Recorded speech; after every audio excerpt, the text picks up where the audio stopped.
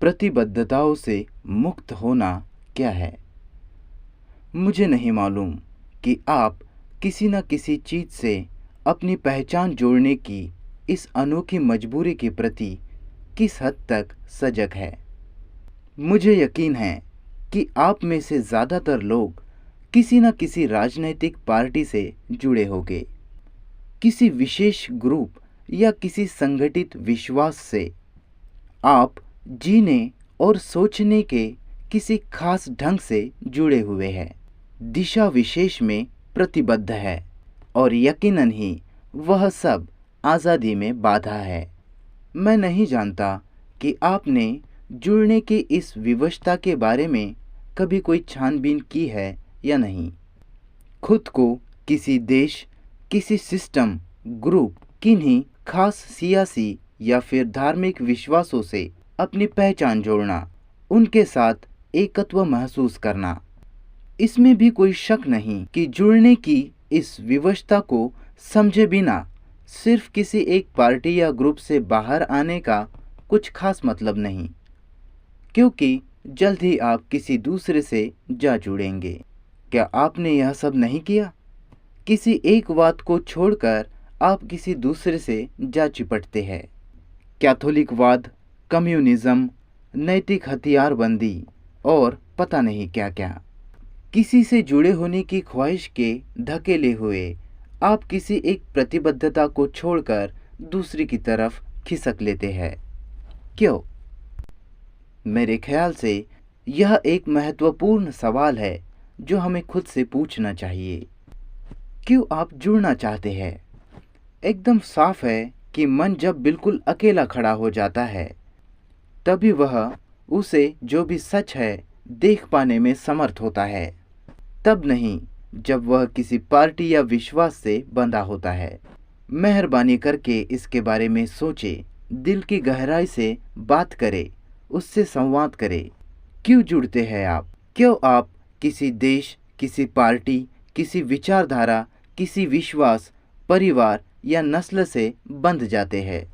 क्यों किसी के साथ जुड़ने की, खुद को किसी के साथ एक करके देखने की यह चाहत है आप में? और इस प्रतिबद्धता के नतीजे क्या है? सिर्फ वही आदमी जो पूरी तरह हर दायरे से बाहर है, बस वही समझ सकता है। वह शख्स नहीं जो किसी खास ग्रुप के प्रति वफादार है, या वह जो निरंतर एक समूह से दूसरे समूह में भटकता फिरता है, किसी एक प्रतिबद्धता से दूसरी की तरफ गतिशील है। बेशक आप किसी चीज से इसलिए जुड़ना चाहते हैं क्योंकि इससे आपको एक तरह की सुरक्षा का एहसास मिलता है। सिर्फ सामाजिक सुरक्षा ही नहीं, बल्कि आंतरिक सुरक्षा भी। जब आप किसी से जुड़ते हैं तो सुरक्षित महसूस करते हैं। इससे जुड़कर, जिसे हिंदू धर्म कहते हैं, आप सामाजिक तौर पर इज्जतदार, आंतरिक तौर पर सुरक्षित महसूस करते हैं, महफूज। तो आप सुरक्षित महसूस करने के लिए किसी शय से जुड़ जाते हैं, प्रतिबद्ध हो जाते हैं। जाहिर है कि इससे आपकी आज़ादी का गगन कुछ सिकुड़ जाता है। ऐसा होता है या नहीं? हम में से ज़्यादातर लोग आज़ाद नहीं हैं। हम हिंदू धर्म के गुलाम हैं, या फिर कम्युनिज्म के, किसी एक या फिर दूसरे समाज के, लीडरों के, राजनीतिक पार्टियों के, संगठित धर्मों के, गुरुओं के। सो एक इंसान के रूप में हम अपनी शान, अपना मान सम्मान सब गवा चुके हैं। इंसानी गौरव तो बस इसी में है जब आप अद्भुत चीज़ का आनंद लेते हैं, उसकी महक लेते हैं, उसे चखते हैं, जिसे आज़ादी कहते हैं। आज़ादी के इस फलने फूलने से, खिलने से ही तो इंसान का गौरव है। अगर हमें इस आज़ादी का स्वाद ही पता नहीं तो हम बस गुलाम हैं। बस यही दुनिया भर में हो रहा है कि नहीं? मेरे ख्याल से जुड़ने की यह चाहत, अपने आप को किसी चीज़ से प्रतिबद्ध करने की यह ख्वाहिश भी एक वजह है आज़ादी के मुरझाने की। जुड़ने की इस ललक से छूटने के लिए, खुद को किसी के प्रतिबद्ध करने की इस ज़बरदस्त आदत से मुक्त होने के लिए हमें अपने सोचने के ढंग की छानबीन करनी होगी। खुद से ही संवाद बिठाना होगा। बहुत करीब से अपने दिल को, अपनी लालसाओं को टटोलना होगा, बात करनी होगी उनसे। यह बहुत ही मुश्किल काम है। इसके लिए सब्र चाहिए, देखने की, छूने की, महसूस करने की खास नाजुकता, कोमलता चाहिए। बिना किसी निंदा या स्वीकार के अपने ही भीतर एक निरंतर खोज, लगातार। सही अर्थों में यही ध्यान है। लेकिन आप देखेंगे कि यह आसान नहीं है। हम में से बहुत थोड़े से लोग ही हैं जो इसमें हाथ डालना चाहेंगे। ज़्यादातर लोग आसान राह ही, जिसमें कोई राह दिखाए, कोई लीडर हो, हम किसी चीज़ से जुड़ जाते हैं और यूं अपनी इंसानी शान और गरिमा गवा बैठते हैं। शायद आप यही कहेंगे, ओह, मैंने यह सब पहले भी सुन रखा है। मनपसंद विषय पर लौट आया है वो, और फिर मुंह मोड़ लेंगे। काश आप इसे यूं सुन सके जैसे पहली बार सुन रहे हो, जैसे ढलती हुई शाम को देखते हैं या जैसे किसी दोस्त के चेहरे को देखते हैं पहली बार। तो फिर आप कुछ सीखेंगे और उसी सीखने में ही आपको अपनी आज़ादी दिखेगी। कोई ऐसी आज़ादी नहीं जो दूसरे द्वारा परोसी गई हो।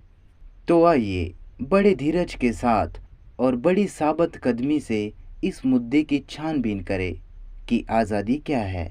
जाहिर है कि सिर्फ आज़ाद आदमी ही सच को समझ सकता है, जिसका मतलब है यह पता लगाना कि क्या सच में ही ऐसा कुछ है जो सदैवी है, अनंत, कुछ ऐसा जो मन की पकड़ से बाहर है। और वह आदमी जो अपने ही अनुभव और ज्ञान के बोझ तले दबा है, कभी मुक्त नहीं हो सकता, क्योंकि ज्ञान सीखने में आड़े आता है। हम एक दूसरे से संवाद रचाने जा रहे हैं, साथ मिलकर इस सवाल की छानबीन करने कि आज़ादी क्या है और कैसे उस तक पहुंचा जाए। और छानबीन के लिए जाहिर है कि शुरू से ही आज़ादी चाहिए, वरना आप कोई छानबीन नहीं कर सकते। या कर सकते हैं? आपको किसी भी चीज़ से अपनी पहचान जोड़ना बंद करना होगा, एकदम पूरी तरह से। सिर्फ तभी आपका मन छानबीन के काबिल होगा। लेकिन अगर आपका मन सिकुड़ा हुआ है, सीमित, किन्हीं प्रतिबद्धताओं में जकड़ा हुआ, वो भले राजनैतिक हो, धार्मिक, सामाजिक या आर्थिक, तब वही प्रतिबद्धता आपकी छानबीन के आड़े आएगी, क्योंकि आप आज़ाद नहीं हैं, मुक्त नहीं हैं। मेहरबानी करके जो भी कहा गया उसे सुनिए और इस सच्चाई को खुद देखें कि छानबीन का पहला कदम आज़ादी से निकलता है। आप किसी चीज़ से बंधे हुए नहीं हो सकते।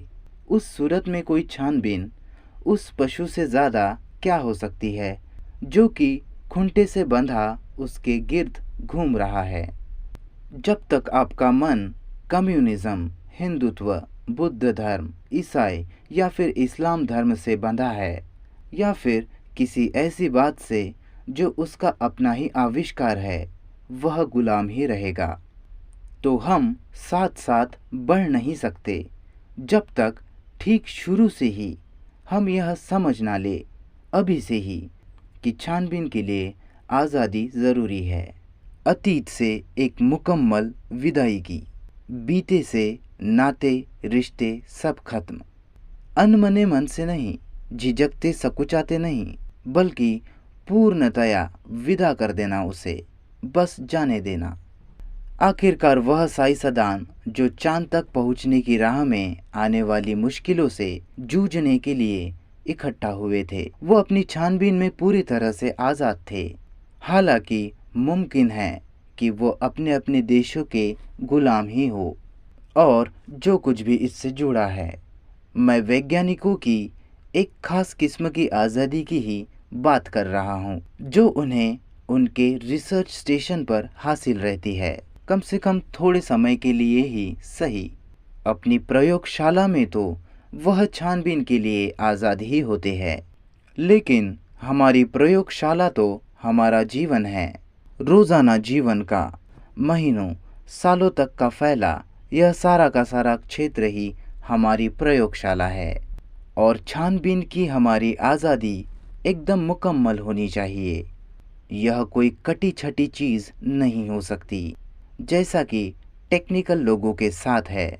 इसलिए अगर हमें यह समझना है, सीखना है कि आज़ादी क्या है, अगर हमें इसकी अथाह गहराइयों में गहरे उतरना है, तो हमें ऐन शुरू से ही अपनी तमाम प्रतिबद्धताओं को छोड़ना होगा और खड़े होना होगा एकदम अकेले। और यह करना बहुत ही दुश्वार काम है। कश्मीर में कई सन्यासियों ने मुझसे यह कहा, हम इस बर्फानी इलाके में एकदम अकेले रहते हैं। हमने कभी किसी का चेहरा तक नहीं देखा, कोई कभी हमारे पास नहीं आया। और मैंने उनसे पूछा, क्या आप सचमुच ही अकेले हैं, या फिर आपने सिर्फ जिस्मानी तौर से खुद को दुनिया से अलग कर लिया है? उन्होंने कहा, जी हाँ, हम बिल्कुल अकेले हैं। पर वो अपने वेदों से घिरे बैठे थे, उपनिषदों से, अनुभवों और जमा किए सारे अपने ज्ञान के साथ थे। वो ध्यान और साधना की सारी प्रणालियों के साथ। अभी भी वो अपने संस्कारों का बोझ लादे थे।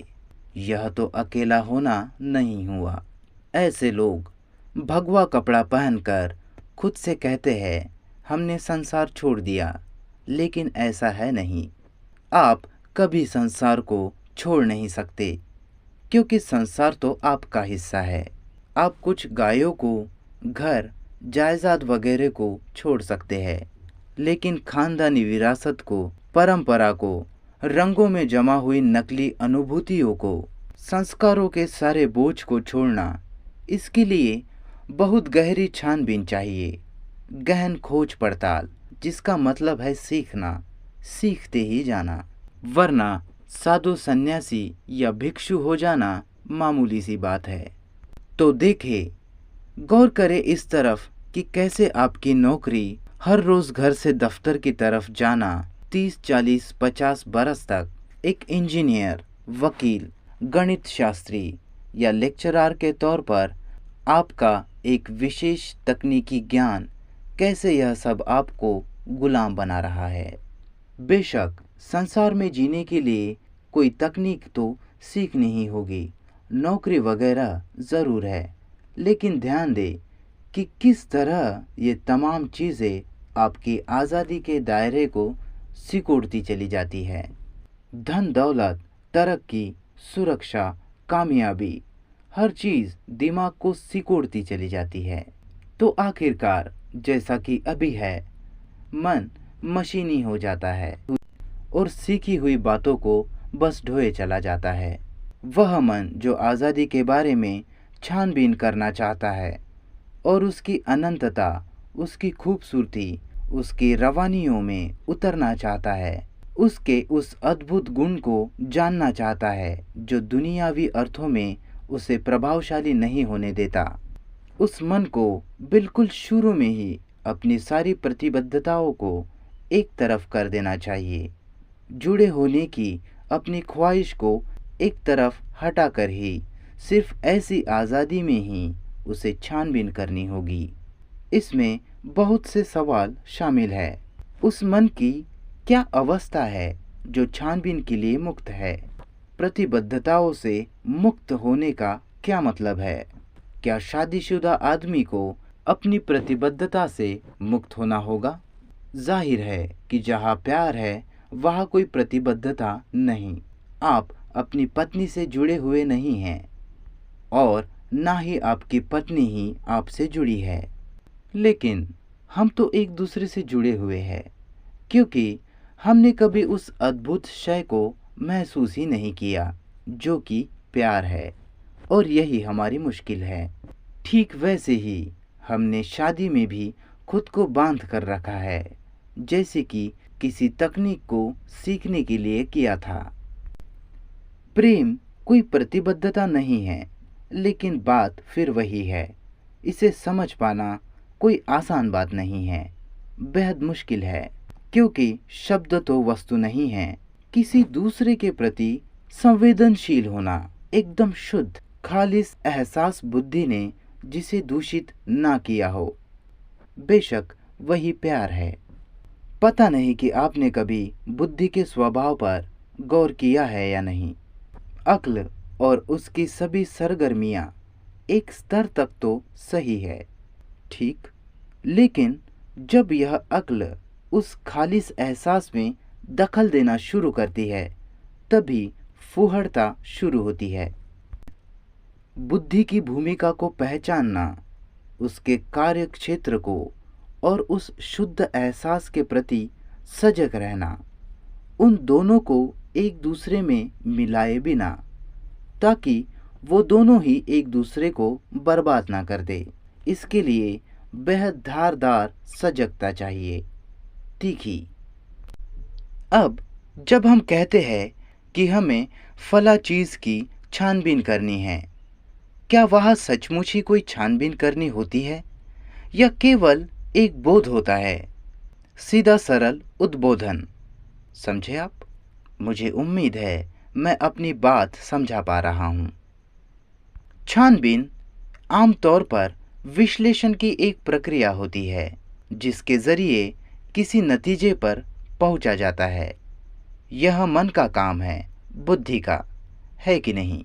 बुद्धि कहती है कि मैंने सब विश्लेषण कर लिया और यह है वो निष्कर्ष जिस पर मैं पहुंची हूँ। फिर उस निष्कर्ष से वह दूसरे निष्कर्ष की तरफ बढ़ जाती है और यूं वह चलती चली जाती है। जाहिर है, जब सोच किसी निष्कर्ष से उछाल भरती है तो वह सोच विचार की प्रक्रिया रहती ही नहीं, क्योंकि मन तो पहले ही निर्णय ले चुका है। सोच विचार तो तभी तक है जब तक कोई निष्कर्ष वहाँ मौजूद नहीं है। इस पर फिर आपको ध्यान देना होगा, ना इसे स्वीकारते हुए ना ही रद्द करते हुए, बस इस पर गौर करना होगा।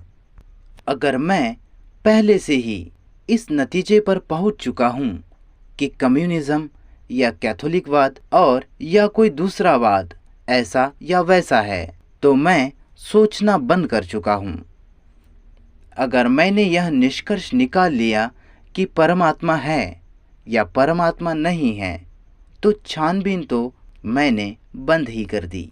निष्कर्ष विश्वास का रूप ले लेते हैं। अगर मुझे पता लगाना है कि ईश्वर है या नहीं, या व्यक्ति के साथ संबंध में राज्य की सही सही भूमिका क्या है, तो मैं किसी निष्कर्ष से शुरू नहीं कर सकता, क्योंकि निष्कर्ष तो एक तरह की प्रतिबद्धता है। तो बुद्धि का काम तो हमेशा जांच पड़ताल करना है, विश्लेषण करना, खोजना, तलाशना। लेकिन क्योंकि हम भीतरी तौर पर सुरक्षित होना चाहते हैं, मानसिक रूप से, क्योंकि हम डरे हुए हैं और जीवन को लेकर चिंतित है, तो हम किसी न किसी नतीजे पर जा पहुंचते हैं जिसके लिए हम प्रतिबद्ध, समर्पित हो जाते हैं। फिर एक प्रतिबद्धता से हम दूसरी की तरफ बढ़ जाते हैं। और मैं तो कहता हूँ कि ऐसा मन, ऐसी बुद्धि किसी निष्कर्ष के अधीन होने के वजह से सोचना, जांच पड़ताल सब बंद कर देती है। मुझे नहीं पता कि आपने कभी इस बात का निरीक्षण किया है या नहीं कि बुद्धि हमारे जीवन में कितनी बड़ी भूमिका निभाती है। अखबार, पत्रिका, हमारे परिवेश की हर चीज़ तर्क को तीखा करने में लगी है। ऐसा नहीं कि मैं तर्क के खिलाफ हूँ, बल्कि मैं तो कहता हूँ कि आदमी को ठीक से तर्क करने के काबिल होना चाहिए। स्पष्ट और एकदम धारदार तर्क एकदम चाहिए। लेकिन अगर आप गौर से देखेंगे तो पता चलेगा कि बुद्धि तो अंतहीन तरीके से विश्लेषण किए ही चली जाती है कि क्यों हमें जुड़ना चाहिए या नहीं जुड़ना चाहिए। सच्चाई का पता लगाने के लिए सभी दायरों को छोड़कर एकदम से बाहर हो जाना ज़रूरी क्यों है, और ऐसा ही बहुत कुछ। हमने खुद को विश्लेषण करना सीख लिया है। तो एक तरफ तो यह बुद्धि है जिसकी जांच पड़ताल करने की एक सामर्थ्य है। वह विश्लेषण कर सकती है, तर्क और फिर कोई नतीजा निकाल सकती है। साथ ही एक एहसास है, शुद्ध भावना, बुद्धि जिसे हमेशा अपने रंग में रंगने की कोशिश में रहती है, हमेशा उसकी राह में रोड़े अटकाती रहती है। और जब अक्ल शुद्ध भावना में दखल देना शुरू करती है तो उसी दखल अंदाजी से एक फूहड़ मन की शुरुआत होती है। एक तरफ तो हमारे पास बुद्धि है, तर्क करने की उसकी सामर्थ्य के साथ, जो कि उसकी पसंद और नापसंद पर टिकी है, उसके संस्कारों पर, उसके अनुभव और ज्ञान पर। तो दूसरी तरफ हमारे पास एहसास है, भावनाएं, जो समाज द्वारा, भय द्वारा दूषित हो चुकी है। तो क्या यह दोनों उजागर कर पाएंगी कि सच क्या है, या फिर केवल एक बोध है, एक अनुभूति और कुछ नहीं? मुझे नहीं लगता कि मैं अपनी बात समझा पा रहा हूँ। ठीक है, तो मैं विस्तार से बताता हूँ कि क्या मतलब है मेरी बात का। मेरे लिए तो सिर्फ बोध है जो किसी चीज़ को सच या झूठ के रूप में देखता है तुरंत। क्या सच है और क्या झूठ, इसकी तुरंत अनुभूति ही असल चीज़ है, न कि बुद्धि जिसकी अपनी तर्क क्षमता है, जो उसकी चालाकियों पर टिकी है, उसके ज्ञान और प्रतिबद्धताओं पर। कभी यह आपके साथ भी हुआ होगा कि आपने किसी चीज़ के सच को एकदम से देख लिया हो, तुरंत। जैसे कि यह सच कि आप किसी खेमे से नहीं जुड़े, वही अनुभूति है, उद्बोधन है। किसी चीज़ के सच को तुरंत देख लेना, बिना किसी विश्लेषण के, बिना किसी तर्क वितर्क के, हर उस चीज़ के बिना जिसे बुद्धि बोध को टालने के लिए रच लेती है। यह उस तथाकथित अंतर्ज्ञान वाले आभास से, इंट्यूशन से बिल्कुल अलग है, जो कि एक ऐसा शब्द है जिसे हम बड़ी सफाई और आसानी से इस्तेमाल कर लेते हैं, और अनुभूति का, उद्बोधन का अनुभव से कुछ लेना देना ही नहीं। अनुभव तो यही कहता है कि आपको हर हाल में किसी न किसी चीज़ से जुड़ना होगा, वरना आप बर्बाद हो जाएंगे, आपकी नौकरी चली जाएंगी, आपका परिवार, आपकी जायदाद, आपका मान सम्मान, आपका रुतबा, रोब दाब सब खत्म हो जाएगा। अपने सारे तर्क वितर्क, चालाकी से भरे अपने सारे अंदाज़ों और अपनी संस्कारित सोच के साथ बुद्धि तो यही कहती है कि आपको किसी न किसी चीज़ से जुड़ना ही होगा, या फिर यूँ कि जिंदा रहने के लिए प्रतिबद्धता तो ज़रूरी है। लेकिन अगर आपको इस बात का बोध हो जाता है कि व्यक्ति को बिल्कुल अकेले खड़े होना होगा, निपट अकेले, तब वह बोध, वह अनुभूति ही मुक्तिदायी हो जाती है। अकेला होने के लिए आपको संघर्ष नहीं करना पड़ता। मेरे लिए तो सिर्फ यही एक सीधा बोध है, तत्काल सूझबूझ, कोई तर्क वितर्क नहीं, न ही कोई जोड़ तोड़, न हिसाब किताब और न ही कोई विश्लेषण। आप में विश्लेषण की काबिलियत होनी चाहिए, एक अच्छा तेज दिमाग होना चाहिए जो तर्क कर सके, लेकिन वह मन जो तर्क और विश्लेषण तक ही सीमित है, वह सत्य को समझ पाने में असमर्थ है। इस बात की सच्चाई को झट से समझ जाना, एकदम से, कि किसी भी धार्मिक संगठन से जुड़ना सरासर बेवकूफ़ी है। आपको अपने दिल की गहराइयों में झांक सकने के काबिल होना होगा, उसे मुकम्मल तौर पर समझने के काबिल होना होगा, दिमाग द्वारा खड़ी की गई सारी रुकावटों को एक तरफ करते हुए।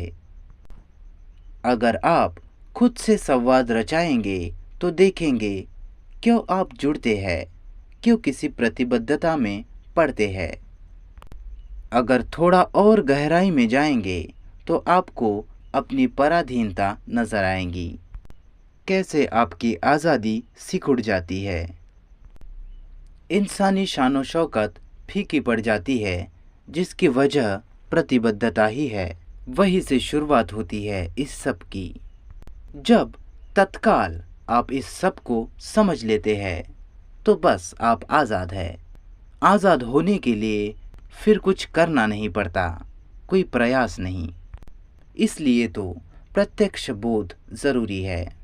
आज़ाद होने की सारी कोशिशें अंतर्विरोध का परिणाम है।